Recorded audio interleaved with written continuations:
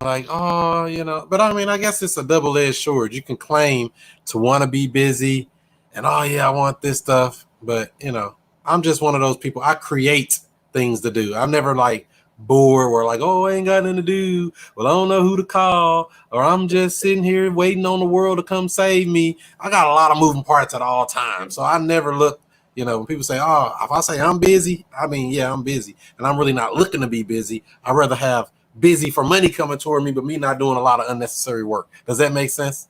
Yep. It makes perfect sense. A lot of unnecessary work. You notice what I said? Yeah. Because it's a lot of stuff you can, use an app or software or some type of system or something other than just you sweating and breaking your own back for it, if that makes sense.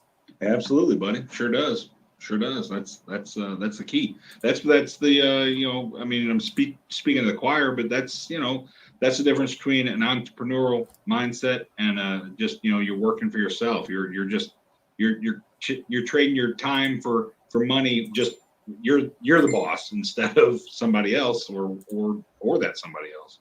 That's right. Like they say right here on Facebook, systems are key. We are streaming live on Facebook, Periscope, Twitch, and in the Woke Real Estate Investing Group. And you got us on something too, right, Rich?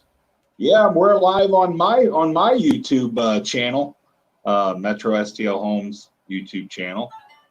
But and then I just posted on the Hootie's House Buyers Club Facebook group that we're live with the link to the YouTube channel there.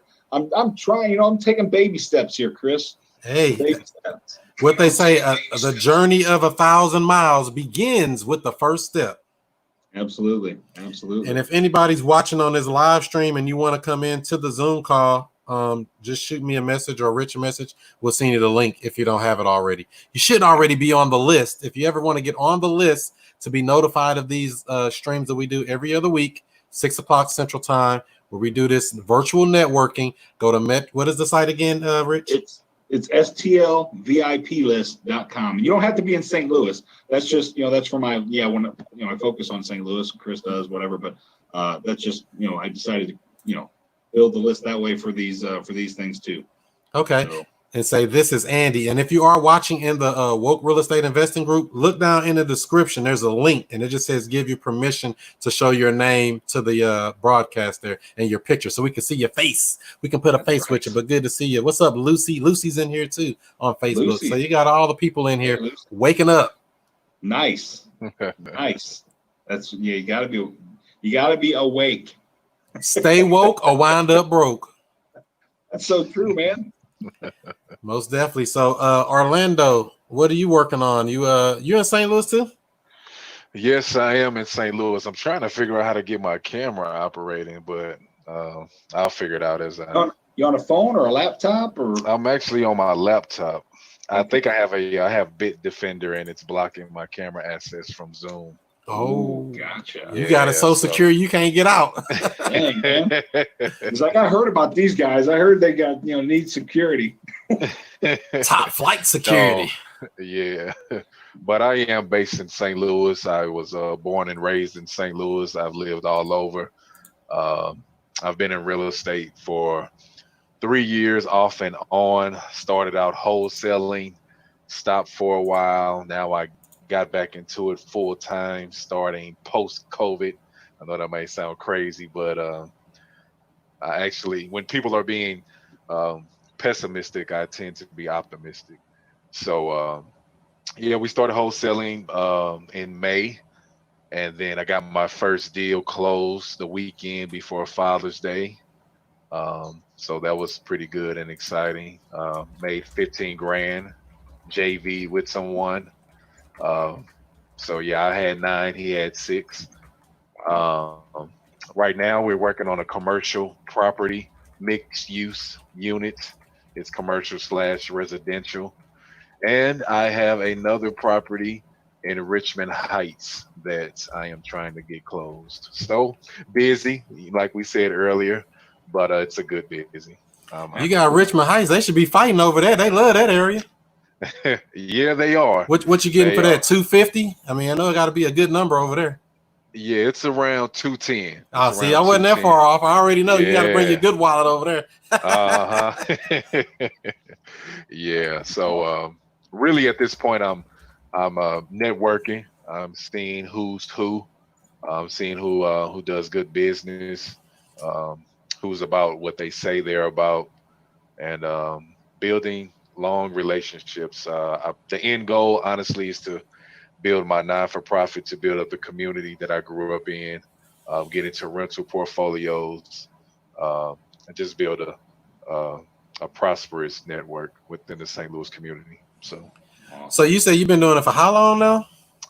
off and on for 3 years. My first deal I did 3 years ago, and then I ran into some personal issues, so I had to slow down. Then I just got back this May.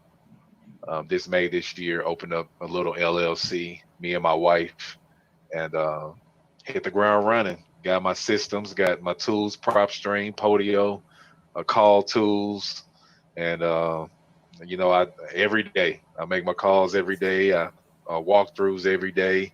Went to a Faster House meeting a couple weeks ago to network. Seen Rich Groves on Facebook. I said, hey, he's got a networking, platform. I'll join it and talk to a couple of other moguls in St. Louis. So really just trying to build my foundation and seeing who's who, who's the movers, who's the shakers. You got a lot of people who say, hey, I'm interested, and shoot me your property, and they never get back with you. So, so I'm just kind of, I don't take it personal. It's just letting me know, hey, they're about business, or hey, they're not, or it's just part of the business. So still learning, still got a lot to learn. So I'm looking forward to learning as much as I can from each networking event, each deal. So you said you got out between after a little while. What made you want to come back? Well, it's challenging. I like the challenge. I enjoy challenges. Golf is challenging. Chess is challenging. Those are some of my hobbies. Real estate is challenging as well, but I think it's something that's obtainable. It's something that once you get the experience, you can learn. Of course, the money is good. I enjoy the money, but I enjoy people. And honestly, when it's all said and done, I enjoy helping people. So wholesaling, I really find myself helping people out of those distress moments, even if it's me moving them out of their home, praying with them, bringing them a card. Maybe someone, recently died in their family. Um, so really, of course, I get up, I want to support my family, feed my family. But if I don't make, anything on the deal, yeah, I know that I went in there with a genuine heart. So it'll all come back full circle. So you going straight service, huh? Service oriented. Service, service, service. I love. I honestly, I think the more genuine you are, um, the better response you'll get from people. As long as you're honest and you let them know, hey, what you're doing, I think you get a better response out of people. So I'm still trying to work this camera out. I'm still trying to work it out. I'll get it. They don't want you to be great. Mine was fuzzy when I first came in. I had to go out and come back in. Yeah, I just gotta click some buttons, and so. What's this? Right, it could be something that simple, a little smudge on my camera.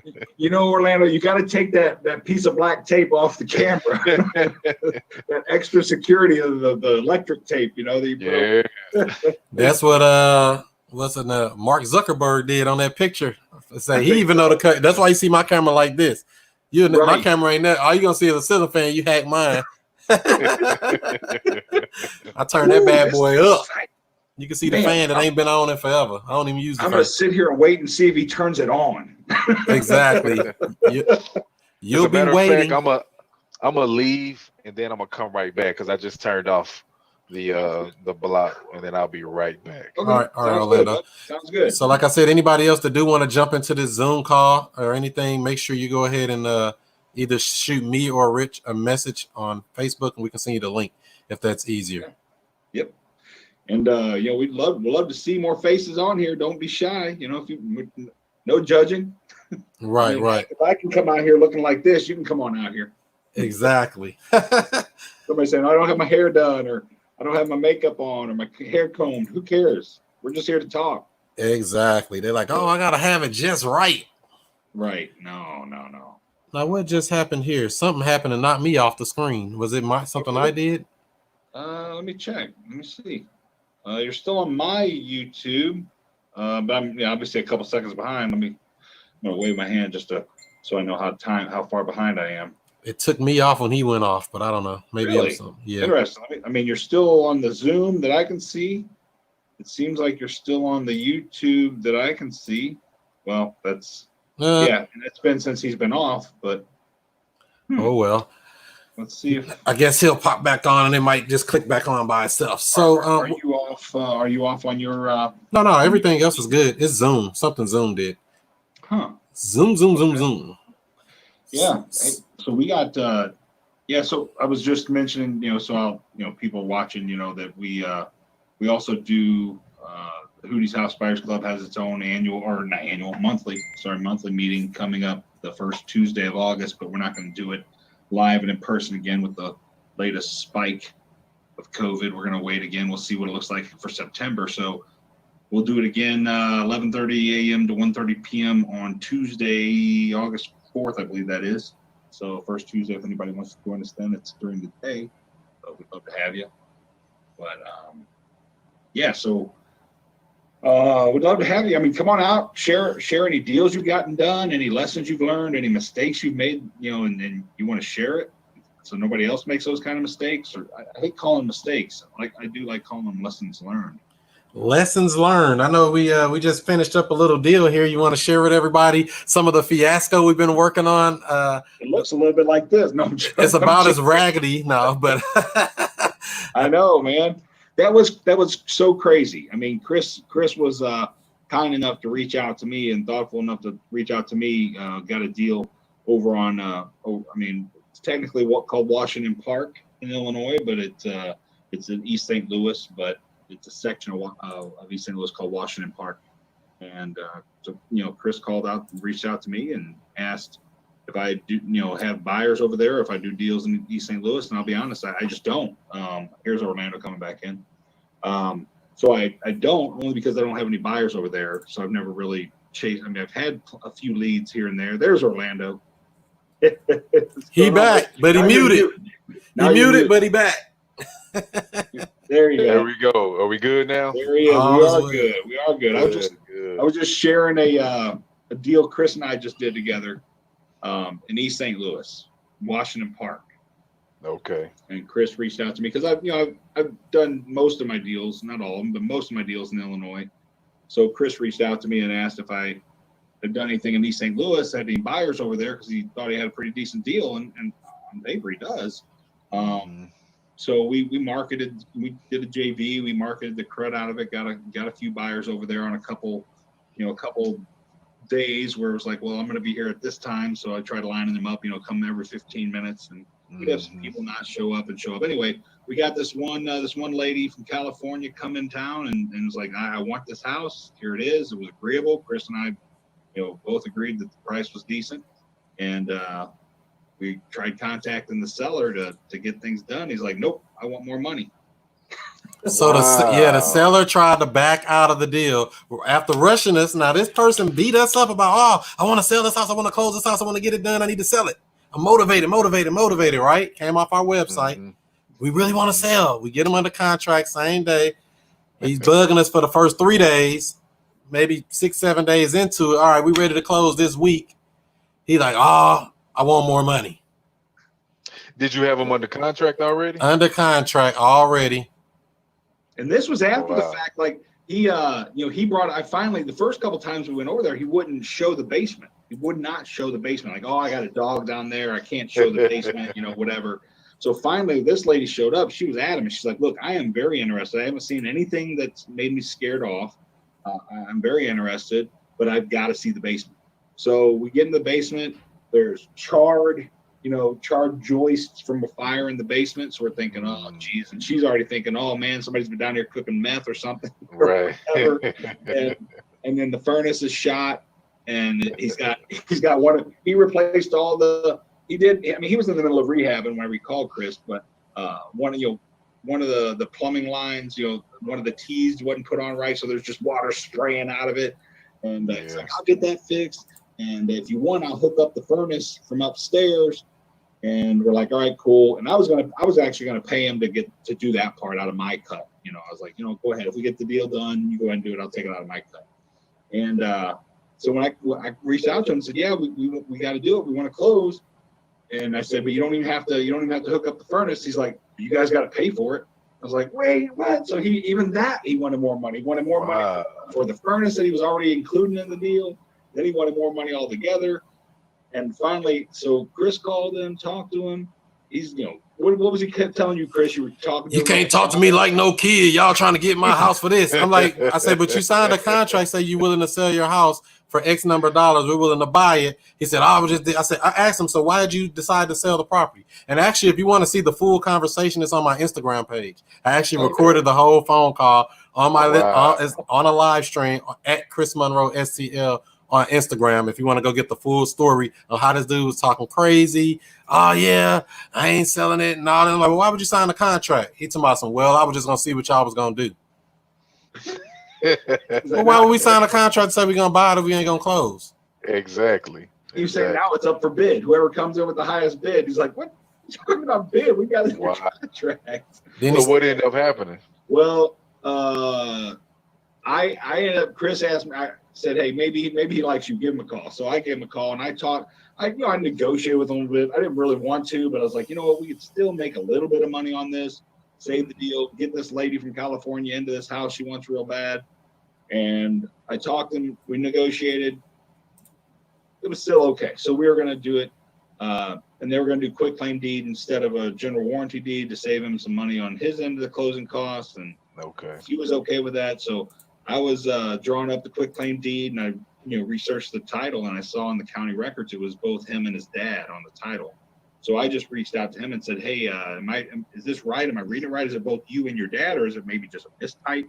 Some county workers, you never know. Yep. So he's like, yeah, that's my dad, and he's not going to sell. I was like, what? So now after all that, he's like, yeah, my dad's not going to sign. He said he's not giving away a house for 31. We ended up negotiating up from 2,000 to. Yeah, because he said I'm respecting my dad's wishes and he don't want to sign nothing. And I'm like, so how you can't sell a house? You can't sell it if you and your dad own it, which we didn't know because they got the same name. It was senior and junior. So looking at it, you would have never knew until it was time to do business. Right. So he was really a headache, from the very beginning, a pain in the butt. He tried to rush us to buy it. We get ready to close. He started backing out. Oh, I need more money. Then he backed out again. Oh, no, I need this. Oh, no, I want that. He just all over the place. And then what did he do at the end, Rich? He come back and say what? Yep. He's like, he called me literally. He called me and said, hey, if you and Chris want that house, you guys can have it. This was a couple of days later. We had already found another house for this lady and got her into a different house and got the deal closed. And he calls and says, hey, if you guys want that house, you can have it. I think I was driving home from that money, or maybe it was the next day. I was like, no, it's all right. We're going to pass. He's like, what? He thought we were going to be like, all right, cool. Yeah, let's do it. Like the house was worth that much. It needed more work than he originally told us it was going to need. It wasn't worth it, literally. I mean, at the numbers, even that 3,100 we negotiated probably wasn't worth it at that point.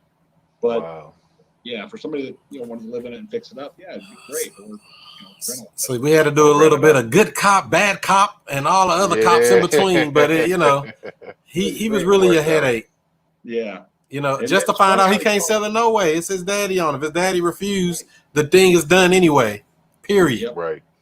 So it just really made it hard. But it's part of life. It's some of the things you have to learn as you go through. Title issues can always come up. It's really nothing you can do about it. You won't know until you start digging and, start researching, and you'll find out that, hey, they got problems, more problems than they told you. They always got some problem, but he got more problems. Oh, yeah. And I think what he didn't realize is that by going the route of the quick claim deed, which I normally don't even do quick claim deeds, but by going the route of quick claim deed, because it had just gotten purchased from a tax sale in January, but he had owned it for 7 months. So if we'd have gone general warranty deed and he'd have gone to closing, even the contract said he was responsible for his side of the closing. He was going to have to pay his side of the closing costs plus the prorated taxes. So he would have probably come out of that $2,000. He might have come out with $500. Bucks, exactly. You never. I don't know, but maybe 1,000, whatever. Taxes that high over there? See, that's why I just do Missouri side. I know it's ridiculous. You got to add that extra step. You got to add into Illinois deals. Wow. Add up some more money. So yeah, but in the end though, at least we got somewhere for the the young lady who needed a property. So we did help at least a buyer find a house because Rich had another property where tell them how that went, Rich. What was going on with that? I mean, literally, like while we were in negotiations, with this guy or getting people over to go look at the house, an old seller that had been reaching out to me for a while reached back out to me after a deal fell through and it couldn't, it just wasn't going to work. It's been about a year. He reached out to me and said, "Hey, would you be interested in trying to find me a buyer?" Because he knew I was looking for investor partners or buyers and buyers. He's like, "Can you find somebody for this house?" It's like, I can give another try. He had dropped the price like $2,000 and he had done a bunch more work to the house himself while he was fixing it up in that year. So like, well, it actually might work. Let me check it out. So I had just put it under contract 3 days before this fell apart, or 2 days. And then we finally got the girl in there and closed it, total of 4 days after I'd just gotten this one under contract. Wow. It was triple the money, I think. Yeah, roughly. Not quite triple the money she was going to pay for the other house, but yeah, that's cool. So we had to create a creative deal just to make that deal work as well. So, the creative real estate is life changing. Everybody, they say, oh, I got to beat them up and get them down to $2 for the price. Not all the time. If you can work and structure a deal, you can get people usually the price they want if they're willing to take some type of creative payments over time. Right. Yeah. Because literally, it was a weird situation because this gal that we sold it to, doesn't deal with banks at all. She does everything in cash. And she only had her $5,000 or whatever it was that she was going to pay for the East St. Louis house with her. So she had her guys bringing cash with her from California already on the road. They were already on the road heading to St. Louis, to get this deal done. And then she says, "Oh wait, we're not buying that $5,000 house. We're buying a $14,000 house." And so the only way they can get it done is if we could do it on terms. They paid Chris and I our fee up front, and then they paid a little bit down, and then they're going to make 2 payments by the end of the year to pay the whole thing off. But the seller, and that's the thing, a lot of people don't realize, you can't think with your mindset what the seller is going to do. You can't. All you can do is present to the seller an offer, right? I mean, this guy, because he'd been sitting on it for a year, he was just excited. And originally when I first dealt with him, he's like, "Look, I've had a couple of people wanting to do like lease options or rent to own or something. And I don't want to deal with that." So when I reached out to him, I said, "Look, I know you said you didn't really want to deal with this, but this is going to be super short term. We're going to get it completely closed by the end of the year. We'll give you like 3 up front. We'll give you $5,500 on 2 payments, and it'll be all paid off." And he said, "Let's get it done." Literally, he jumped out of the phone almost like, "Okay, let's do it. Where do I sign?" Exactly. Wow. Especially if they're getting some money right now and some money in the next couple of months. The house is sold and he don't have to deal with it anymore. Cutting the grass, maintenance on it, insurance, taxes, all that stuff that comes with home ownership, because people don't realize home ownership, you have to be a responsible person. It's just not for everybody. Some people should just go rent. There's nothing wrong with that. But if you're going to take on a home or multiple homes like I have, it takes some responsibility. You got to have some, structures and some systems in place. Wouldn't you agree, Rich? Yeah. Oh yeah, absolutely. Absolutely. And he just, not to keep beating on it, but he was from Granite City. That's where he lives. He lives in Granite City, and this rental property was in Cahokia, or this property's in Cahokia. So he's driving to Cahokia from Granite City once a week, cutting grass, checking on things, working on stuff. I mean, that whenever he decided to work on stuff, he'd drive from Granite City to Cahokia, or he worked out in St. Peter's. So he's coming home from St. Peter's to Cahokia to work on something over the night or whatever. So that's just long. Those are long days, long hours, long trips. I mean, it wears on you. And if you don't know that, if you don't uncover, like, what do you call it, Chris? Uncover their pain? Yep. You got to get those pain points. That's right. You got to understand. First, you got to identify all of their pain points. Because if you don't first identify and present a solution or have some type of solution, the numbers don't matter no way. Numbers are just made up anyway. People don't realize that all this crap made up. Somebody made up a price because it's relative to what we think that something's worth. It's just a number that's made up. And, if we don't identify and solve the pain for that person, it don't even matter. So true. So true. And that's It's like I's in. A, or I. A, dang it, I goofed it up. I even asked you last time, is it A or I? A, For Ayla. Ayla. I'm just always in a million calls. That's why I never have my camera on. Man, you are Hi, going, Ayla. going. What's going on? Nothing. What's up? Not much. We're just sharing. Sharon is Karen. Sharon is Karen. That's right. That's right. You have a smaller group today. Yeah. So far, hopefully, folks will pop in. I just sent the link over. I know a couple people hit me in the inbox and said, "What's the link?" And I sent it to. I didn't know my password to log in, so I had I Man, sent it to Mercedes. you Let's have a see, secure group on here. oh, is that right? I log in. Kelly. I sent it over to a couple people, so I don't know. I guess they'll hop in. Hopefully, they come in. It's always fun when there's more folks just talk around, but it's okay when it's a quaint small group. You know, Yeah. it's all right. So, Rich, I got a question for you. Okay, yes, sir. What strategy would you call that for the less property that you were just talking about?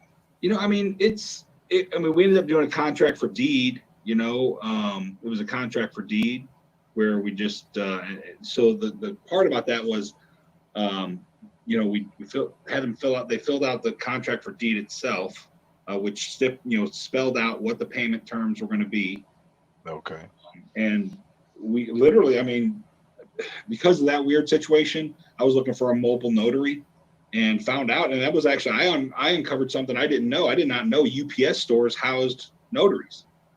So I was like, wow, that's pretty cool. I never knew that. So we decided just to meet at a UPS store that was open. And the tricky thing with there and why I needed a mobile notary was because he usually gets off a little later, like 5:30. By the time he got back to St. Louis from St. Peter's, it would be 6:30, whatever, depending on traffic. I guess these days not too bad, but so nobody was, even mobile notaries. Most of them were like, no, I'm done at 5 or whatever. What kind of crap is that? How they gonna be done at 5 regular hours? How you gonna get that money? I was like, well, what's the point? But a couple guys were like, yeah, I do them late, but I'm not available till tomorrow or whatever. But so we got the contract for deed notarized, and then the buyer took it up to the courthouse to record it. Otherwise, it's really null and void, right? If you don't record that, the seller can come back and say, no, this is my house. You never gave me anything or whatever. So he took it to the courthouse to get an order, to get recorded. And then they'll actually close with a general warranty deed when they're ready for that second payment.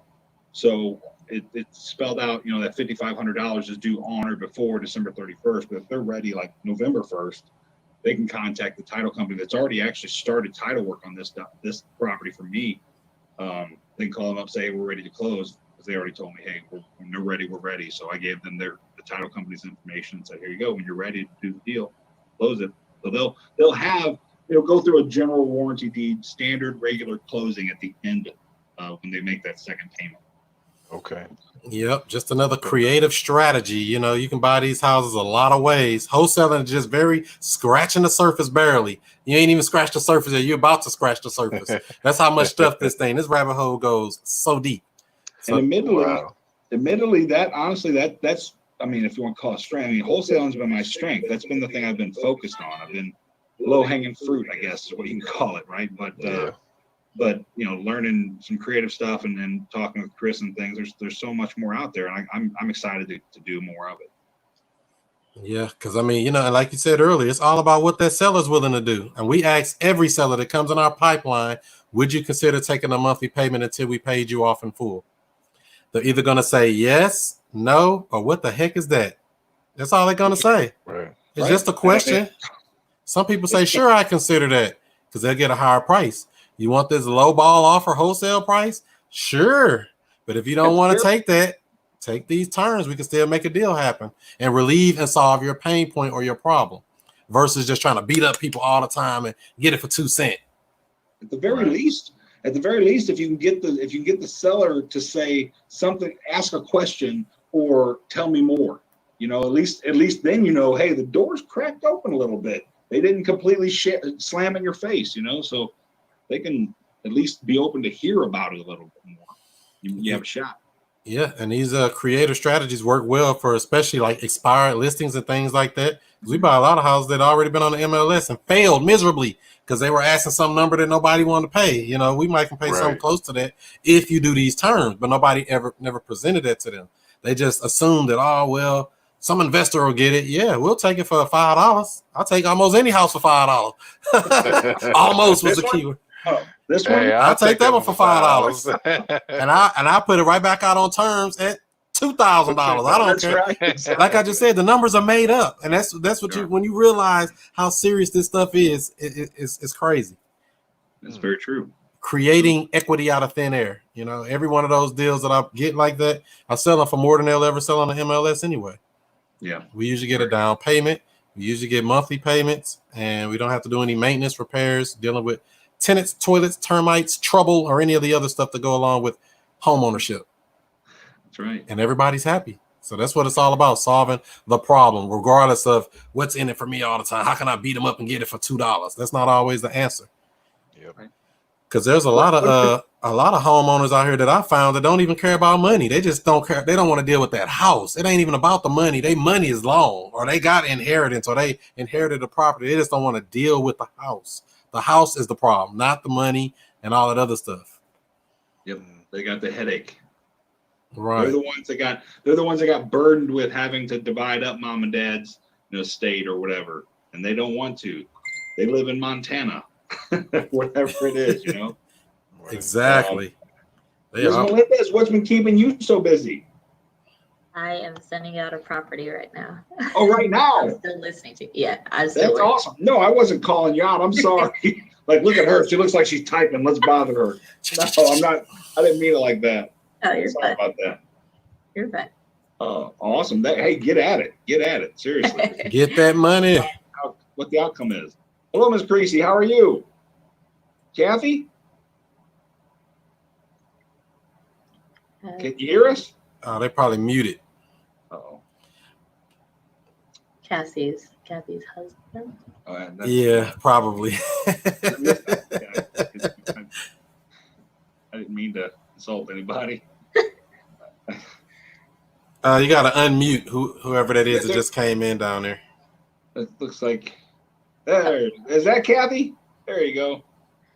Can you hear us? I think she's on her phone. And if anybody else wants the link to join into the Zoom call, just shoot me a message on Facebook or shoot Rich a message. I'll send you the link. I meant to put it into the description of the Facebook group, but I didn't do it this time. Oh, the link for getting in? Yeah. Once bitten, twice shy, so I didn't. Right. Well, I'd put it in the Facebook group, but see that other one was that's like out on YouTube, so anybody just jump in, just random people. Because we are streaming live on YouTube, Periscope, and on Twitch and Facebook right now. Let me see. Somebody's saying something here. Mr. Creasy there? Can you hear us? How you know you can hear us? Okay, I'm going to ask you to unmute it. Can you unmute your phone, your side? There it is. There you go. Hi, guys. Okay. How you doing, sir? Doing well. Sorry, a little late, but That's the cool thing about this. This is fluid. It's, people come in, they come out. It's like a revolving door, okay. You got all 5 minutes, hang out with us for 5 minutes. If you got an hour and a half, 2 hours, whatever it is, hang out with us that long, whatever. All right. All right. So what is it that you do? Well, we're just starting to get into the real estate part of it. Wife got laid off with the COVID deal. She works at a hospital, and we're taking this opportunity to try something we haven't tried in a while. My son does it, and he's pretty successful with it. So we thought we'd give it a try. Awesome. What market are you in? Well, we're trying to wholesale properties right now. We're in the St. Louis market because the Illinois market seems to be so tough. I'm having trouble with lenders and everything to get in that. So now my son, he does a lot of the North County stuff. South County, I know, is kind of tough because there seems like a lot of competition there. But it seems like there's a lot of buyers out there now. And I guess he got on the tail end of a lot of the foreclosures, which was good for him. So, we're just trying to figure out what might work. Dip the big toe in the water and see how it feels. Yeah. I'm not afraid. I'm not afraid of that. I've went risky before, but you know, the real estate is a good way to make money. I know that's right. And what was your name again? Mark. Mark. I know it says Kathy on there, so I say I know that's not Kathy. So Kathy just unmuted it for us, right? Yeah.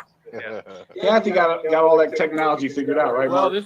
this is her phone. It's an Apple, and I'm an Android dude, so you know I just don't do well with the Apples. So Team Android. Roo. Mark actually, now that I remember, Mark actually worked with my dad back in the day. Oh wow. Yeah, that's right. Yeah, I'll tell you a funny story one of these days. It's kind of long, but man, we were freezing working, and Cyril was just killing us, man, just killing us. I'd love to hear it someday. But yeah, seeing Kathy there threw me off. But then as soon as you said Mark, I was like, oh yeah, duh. Yeah. That's right. So what did I come in on? What were we talking about?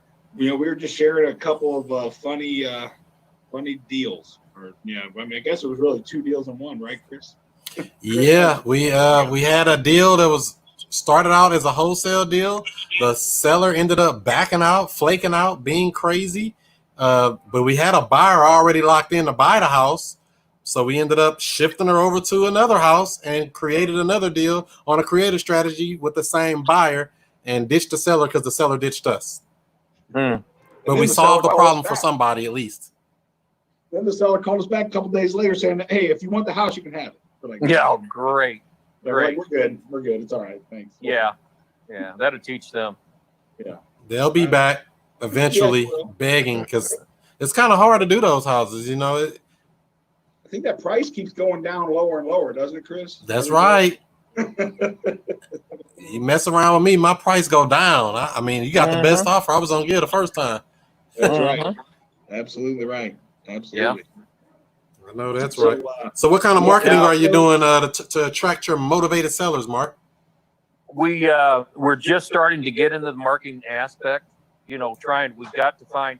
I've got 4 properties in Illinois I'm going to sell, and we're moving to Missouri, and because Illinois isn't that friendly, we're going to work mostly in Missouri. So I've got 4 properties. I'm kind of trying to get rid of those right now.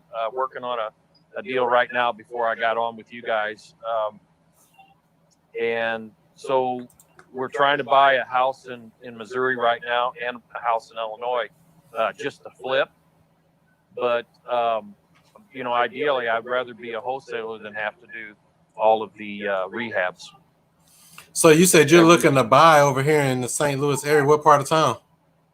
Well, I mean, we have some good buyers that we can sell to. So as far as I can buy just about anywhere on the St. Louis County and into St. Charles County. That's where they want us to be. So we have some good buyers there. Like I said, I just haven't been able to find the right houses. Because you know you got a bunch of wholesalers on here. We got deals under contract right now. What you talking about? You looking to buy? I got at least 7 deals under contract right now at all times. Hey. Nice. Okay, that's good. I mean, that's why I'm connecting with you guys, because what I've seen in this business, and like most businesses, is having good connections.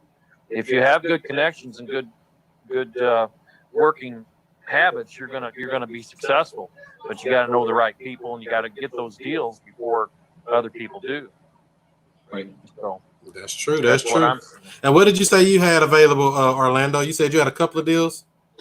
I got a mixed unit, commercial / residential. It's off of Gravois and Loughborough. It's right across the street from a Quick Trip. Oh yeah, that's the barbershop. The barbershop. I know exactly what you're talking about. You know exactly what I'm talking about. My brother used to live on Kings Highway, right there off of the Gravois and Loughborough. Yeah. Okay. Yeah, I have a property right over there. Yeah, he has a rental there too. I mean, he lived there and then he moved and kept it as a rental.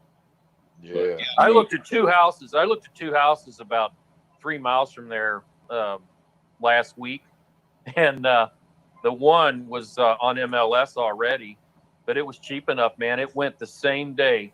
I told my wife, I said, we ought to buy this one, and we didn't.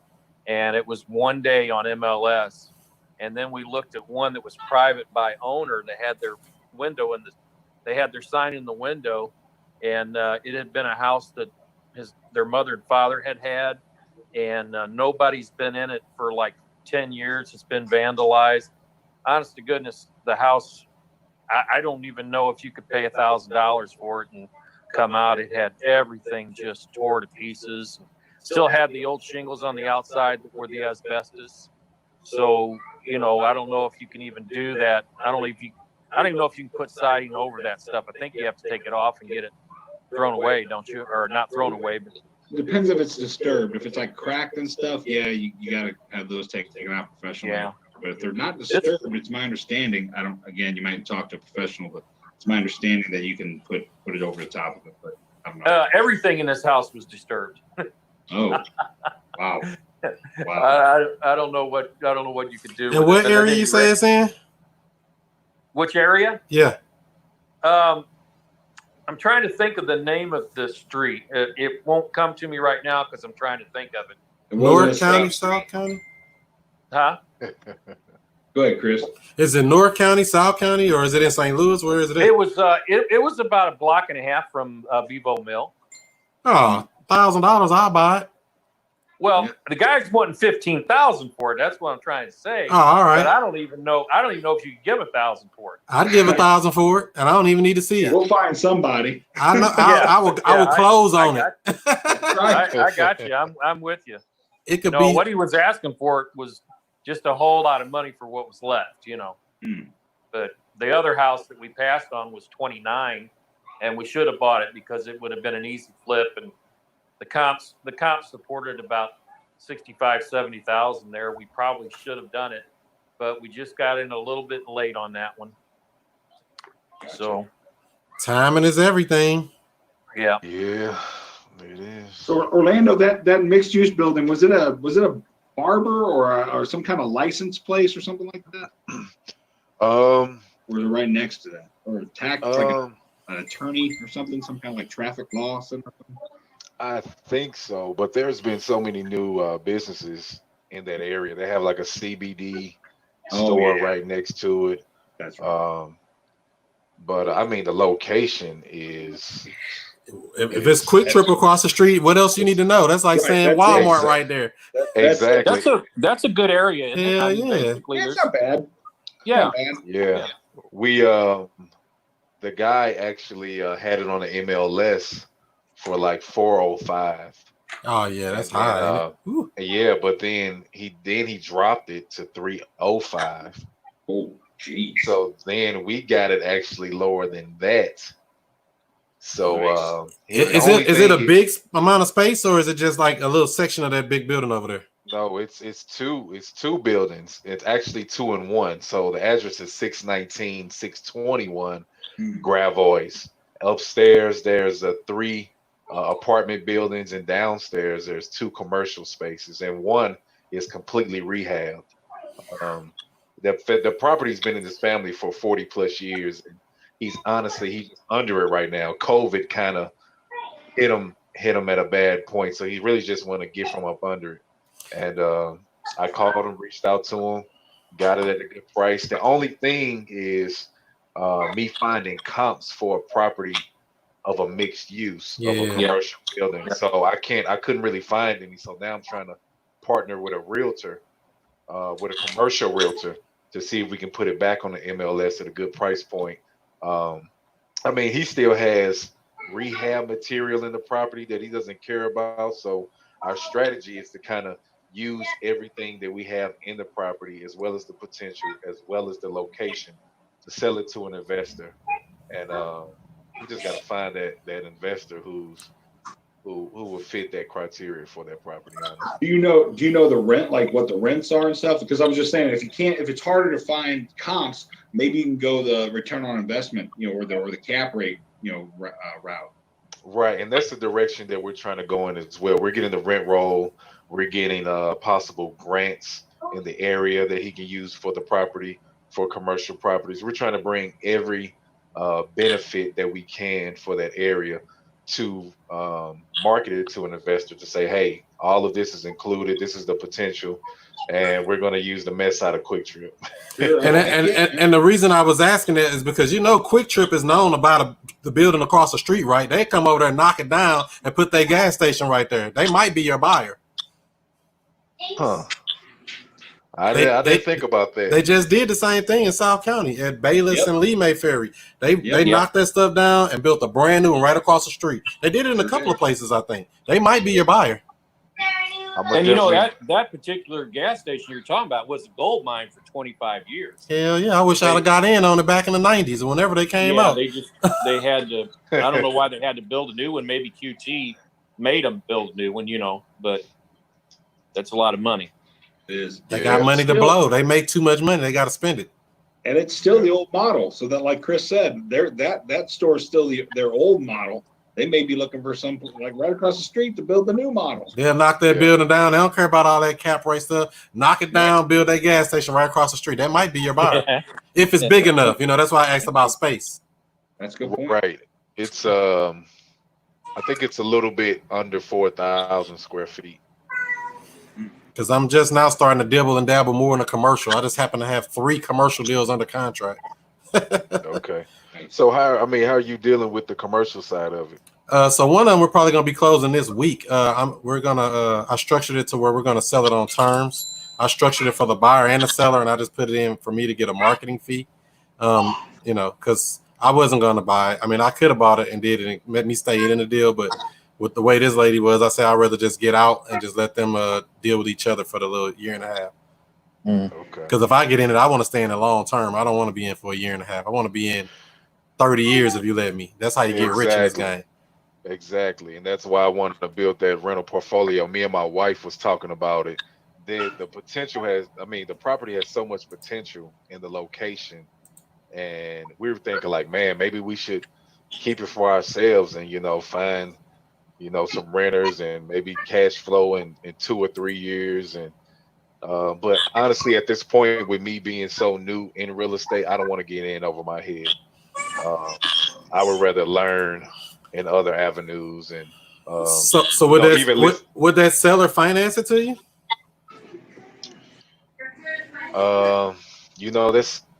That's something that I haven't thought about, honestly. And see, that's why, and like you were just saying a second ago about looking at all aspects. I be looking that's the way I see every deal. I know nothing. I just know to ask good questions, see what they're willing to do, and see if we can work something out from there. Because that might be your investment property. He'll finance you. You just do the stuff for it. You don't have to front all that money. You might have to put something into it to fix it up or whatever. But you rather learn on somebody else's money than your own. Right, right. And that's I know there's so many different strategies and thought processes that you can use for these properties. At the same time, I'm in it for the long haul, so I don't have to learn everything at once, but I am a quick learner. So even by listening to you, Chris, it had me, I'm taking notes. I'm like, wow, okay, what strategy was that? Down payment terms. I live in the creative space, man. That's the world I live in. I'd be like, how can I create a deal? How can I stay in the deal? Matter of fact, I don't even want to wholesale nothing. People ask me all the time, do you wholesale subject twos? Why would I wholesale when I can make way more money, get a big old check, stay in a deal, and never get out of it and get a check every month? I got a house right now that's been paying me for almost 2 years that I have $0 in. I could have wholesaled that deal, and I would have had a check and been done with it. But this house been paying me cash flow every month since December of 2018. What if you had like 20 of those? What if you had about 50 of those? You'd be out of work. Exactly. Now I'll still be working, but I'll just be using that to get even more deals. But I'm saying you don't have, you wouldn't be on the grind of work. You would be getting money for just, making money in your sleep. There's that freedom, that freedom of, people talk about the freedom, real estate give you freedom and you quit your job and whatever. That's one part of freedom it can bring, but it also can bring you the freedom. And I don't mean this in a negative way, but there's a certain kind of freedom of working your job knowing you don't need your job. Exactly. And I don't mean that in saying, so it means you don't care about I don't mean that. I'm just saying, but there's that mindset, that, what, if I lost my job tomorrow or if I got fired or whatever it is, okay, big deal, and part of freedom too, right? Exactly. You got to do it. I got 12 streams of income plus what, 10 houses. So all of them income streams come in whether I go to work or not. Wow. You know, so that's what you want to have, money coming to you. You want to wake up and say, oh, wow, an extra $500. Oh, wow, an extra $2,000. Oh, wow, however much just came in today and I didn't do nothing for it. And let me let you know a secret. You ready for it? I'm ready. It's okay to be paid for doing nothing. What? It's okay to be paid for doing nothing. It's okay. I just got to let you know that. Everybody think I got to go see, how can I go work harder? No, work smarter. Put a system on it. Put some software on it. Put a person on a hire employee. Invest in your business. Invest in yourself. And that's how you can scale up. That's how you can change, you know, generational curses and all the stuff people be talking about. That's how you get out the rat race. So true. So very. I agree. I agree. So don't feel like you have to go work even harder. No, work smart, set up good systems, and make your money. It's really, it's not even rocket science to me. You know, I'm like, shoot, I'm trying to find out how do I stay in the deal and get paid forever if I can. Possibly. Right. Yeah. Right. It ain't gonna be forever, but close to forever is good enough. 20 years is good enough, 30 years is good enough, 40 years, whatever you want to give me. I'm all in for it.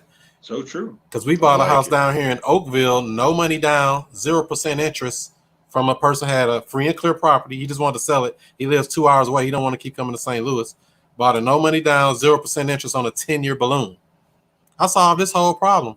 Pay him $750 a month. I got somebody living there, pay me $1,200 a month. I keep the difference. I don't have to do nothing. And they gave me $8,000 down to move into the property. So I have no money in the deal and it just pays me every month. What if I had about 50 of them?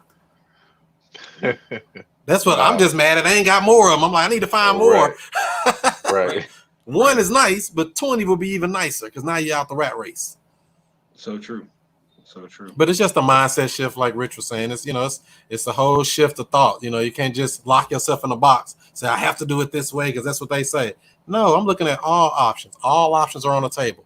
What all the presidents said for the last 30, 40 years. All options are on the table when they want to saber rattle. What they say. Right. Yep. And that's exactly what you want to do. That's right. You have to. So what are you doing as far as marketing Orlando to find you some sellers and things like that? I'm driving for dollars and I'm cold calling. I do a lot of cold calling. I talk to a lot of people every day.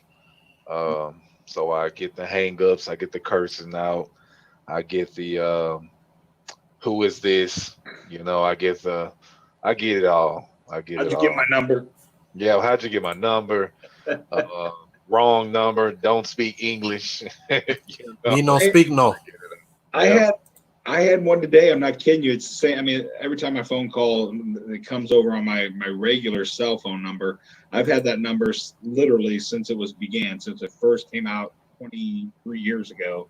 When I worked for AT&T Wireless, when they first launched in St. Louis, and all the employees got the numbers they had in a pool. This was before you could take your number. And you remember back in the day, if you canceled with one carrier and went to another carrier, you got a new phone number. Well, this was before that. So they gave us our numbers before we even launched in St. Louis. So nobody else had these phone numbers. So I've had this number the whole time.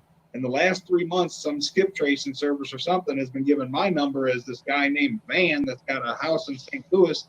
That if I was really mean, I'd be going out trying to find Van myself because I know people are trying to find him. He's on somebody's list. But I haven't. So at first it kind of ticked me off. Man, I've had this number this whole time. And finally I've been like, you know what? This morning I got the call and before she said anything, I was like, you looking for Van? And she's like, yeah. I was like, yeah, all right, is this Van? Or something. No, I answered the phone and she said, yeah, sir, I don't know if you're the guy who owns so-and-so, such and such. And I was, all right, we're trying to find the owner of such and such. I go, you are? And she thought I said, yeah, that's me or something. Because she's like, oh, sir, we were wanting to know if you'd like to sell your. I go, I never said that was me. So wait a minute. So you're telling me they were so locked into this script, they didn't even listen to you? Exactly. That's the script, right? Absolutely. It's like, well, it says next thing I got to say is this. So I better say it no matter what the thing they said was here. So it's like, look, no, take it easy. I said, I'm a real estate investor too. I'm just trying to have a conversation with you. I know you're looking for Van, right? And she's like, yeah. I was like, I'm not Van. I don't know why you got my number. But so then I started trying to have a conversation with her, like, so are you a real estate investor or are you a virtual assistant? And she's like, yeah, I'm a virtual assistant. I'm like, how are things going? And she just wanted to move on to the next part of the conversation. I'm like, look, I've already established I am not Van. I'm just having a conversation with you, maybe share something with each other. And I was like, look, it's okay. I know you don't want to have a conversation. You probably got 50 other phones you got to call, phone numbers you got to call. I'll let you know. But it was just so funny that, I was like, I'm just going to, be open and have a conversation with this person that's calling me thinking I'm banned. Wow. Are you driving for dollars, Orlando, and then skip tracing the properties you identified during driving for dollars? Yes, and I know there's Deal Machine and other systems like that I can use. But at this point, I'm tracking a lot of what I'm doing with different KPIs, and I'm seeing the cold calling, how long I cold calling, how many numbers are abandoned, how many I hit, and just trying to see what works right now. I think once we get maybe a couple of more deals closed, we'll try different systems, see how they work. Sure. But really just tracking everything right now. So yeah, I completely understand what you're talking So do you like doing the cold calling yourself or what? I do. The only thing is like today, man, I had a really busy day. I met with a realtor, I looked at a property, I made calls. I get up at like 6 a.m. in the morning. Took my kids with me, cooked breakfast, seen my wife for lunch. So the day was really just kind of moving and moving. So by the time I made my calls from 3 o'clock to 6, I was like, hey, this is Orlando. It was a little sluggish. I didn't have Yeah. that upbeat like I do at 8 a.m. when I got my cup of coffee and I'm like, hey, man, I speak to such and such and such. So yeah, sometimes it's a little demanding, it's a little trying, but yeah, it's all me right now. My wife, she helps with some sale points. She has some experience in sales, but it's just us right now. So yeah, we're just doing a lot of networking, and just honestly, man, I'm enjoying it. I've even lost on a deal. I lost like $500 on a deal, but I learned so much from that deal. I don't look at it as losing. I look at it as learning. So I'm either winning or I'm learning. Yeah. And I'm like, okay, well, next time I'll get the property a little lower. I got it at a certain price. I kind of believe the seller a little bit instead of doing my own due diligence. End up finding out that it wasn't that hot of a property in that area, but I learned. I was like, okay, next time I'll make sure my numbers are accurate. I'll make sure my comps are on point. I'll make sure I have some buyers in that area. Just the whole experience. So wait a minute, you saying the seller said that the area was hot, or what is it that they kind of lied about? Well, it was just my own eagerness. Honestly, I found out that he was a rehabber, and he was like, "Yeah, man, I just sold this other property. It sold for 140 and stuff." And so then I looked up the property. I said, "Man, this didn't sell for 140. It sold for like 132." And he's like, "Yeah, the property across the street just sold for this." And I'm thinking like, this was like maybe a couple months ago, maybe almost like a month and a half ago, and I'm just like, man, I just want to get in, and I just want to get it under contract. And and I got it under contract, and so I'm marketing it, to different buyers, and they're like, we don't see it, we don't see the ARV at that number. And so I was like, well, I talked to a realtor, and the realtor said, hey, it'll go for this and it'll go for that, and I'm giving them everything that I've put into it, and they're like, yeah, we don't see it, we can offer this. I'm like, there's no way I can take that. I would lose, at least 10 to 12,000 on this house. There's no way I can do it.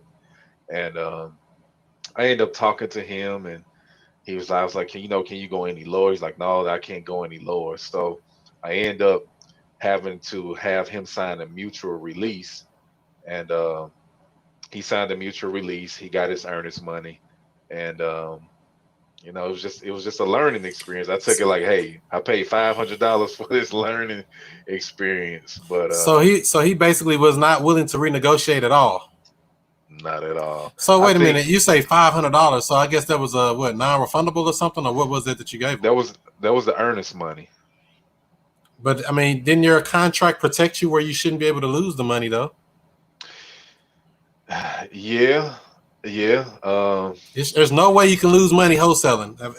I mean, I guess there is a way, but I hope there shouldn't be any way you should lose money to a seller while you got a deal. If your contract is right, I don't know what paperwork you're using, but you definitely Right. got to make sure that it's subject to inspection and subject to approvals or whatever out clauses you got, and that's what should have escaped you out to get whatever money you put up back.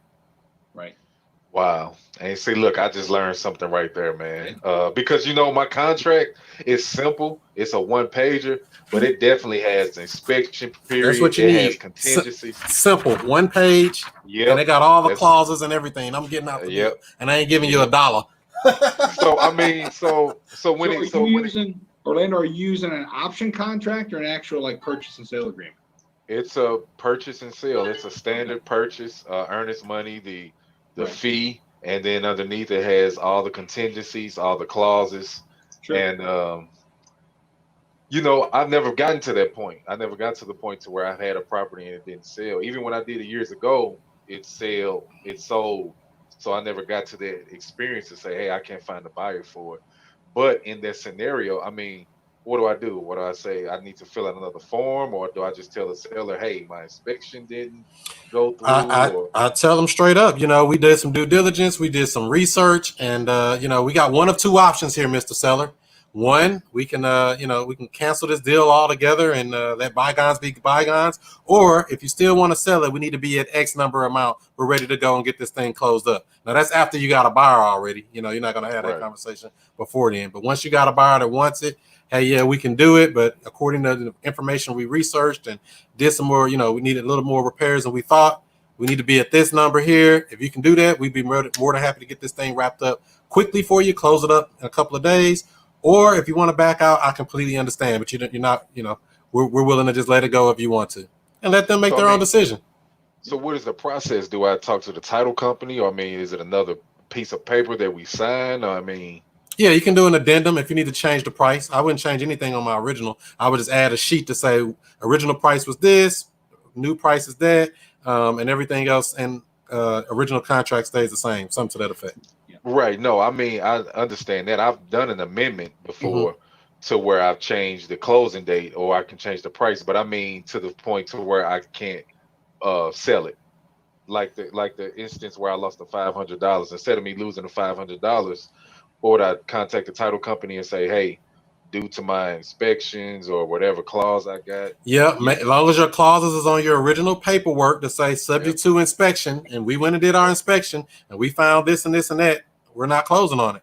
And if you can't work something out between you and the seller, then you just cancel the deal and get your money back. They can't take your money for it if your paperwork's right, though. That's the trick. Right. If your paperwork ain't straight, then you up a creek without a paddle. This whole business breathes through paperwork. People get in the way, the properties can get in the way, but if your paperwork's straight, it don't matter. So the earnest money really don't matter then either. Don't matter. And I only give them $100. And I don't even really give them that. I put $100 will be held at escrow. And I even have bought houses for $10. Exactly. Not only just I usually put $100 just to make them feel better. It's just an extra zero. Right. I mean, I don't know. But I have actually bought houses for $10 earnest money. So all my contracts say $10. I think out of all my deals, I've only had 3 people ever come back and say, can't you put down more than $10? That's it. And matter of fact, when I come to them, I say, look, it's $10 down, blah, blah, blah. And I just say, look, that's just so that the title company go ahead and start work because I put some money down on it. Right. That's, and when they say that, you can, I know we're not really having that conversation, but it's a matter of, on those 3 people, I lost 2 of them. I lost the deal because I just wanted more than that.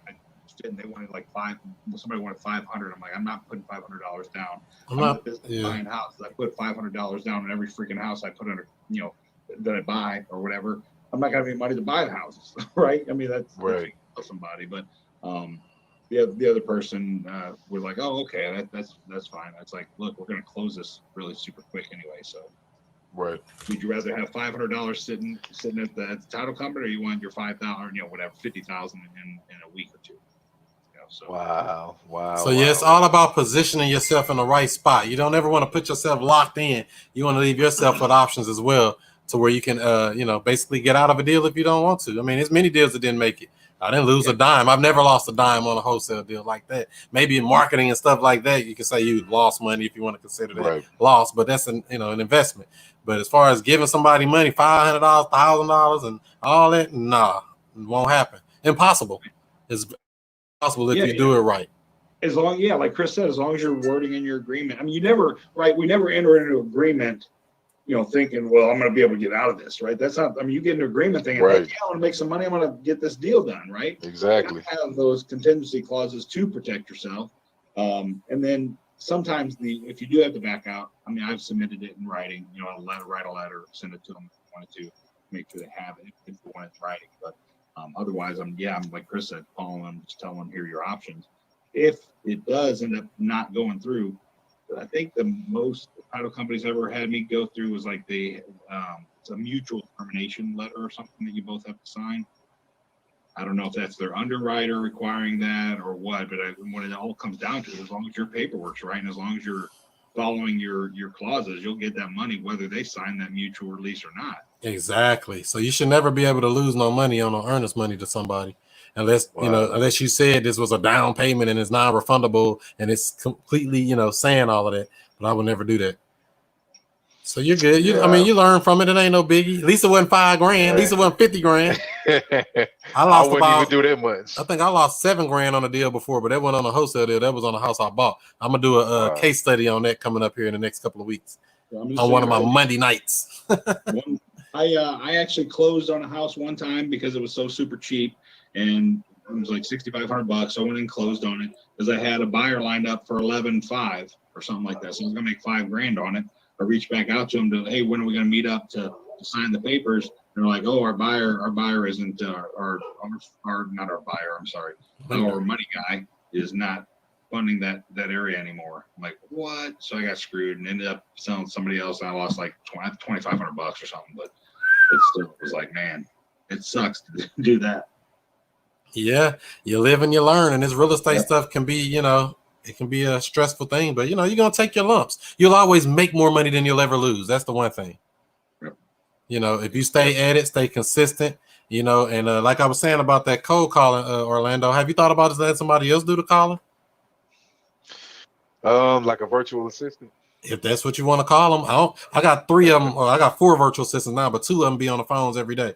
I'd rather for somebody else to make them calls than me. Because I do it, but I would prefer to know that consistently somebody, that's an expense that's in the business, somebody else is going to get her done. Because this is a labor intensive type thing. Somebody got to do it. Whether it's you, the wife, kids, virtual assistant, somebody got to do it. And we can't ignore that, That's true. I've thought about it when we closed our first deal, but